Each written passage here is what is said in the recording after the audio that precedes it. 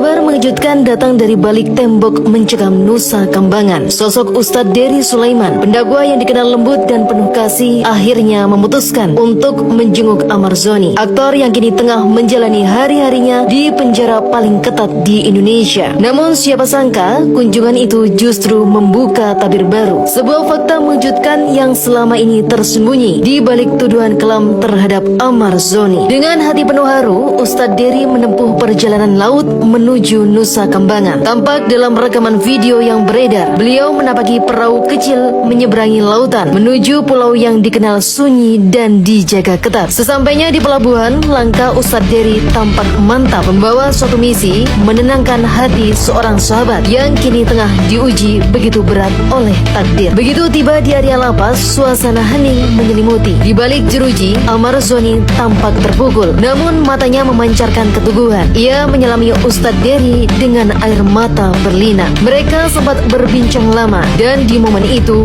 terucap kalimat yang membuat banyak orang terdiam. Bakal pada aku ditembak mati sini dan sebagainya.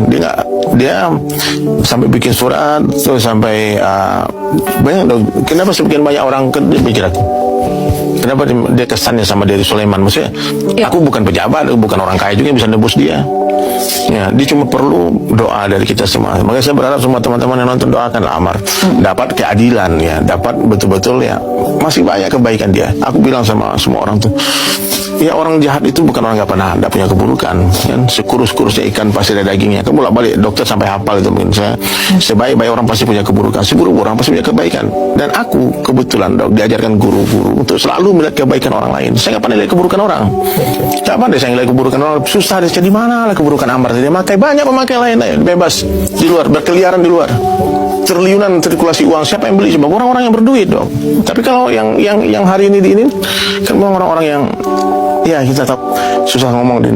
Usai dari kedatangan tersebut, Ustadz Dery muncul di podcast milik Dr. Richard Lee, duduk berdampingan dengan Dr. Camelia, calon istri Ahmad Zoni. Wajah keduanya tampak tegar, tapi di balik itu tersimpan beban berat.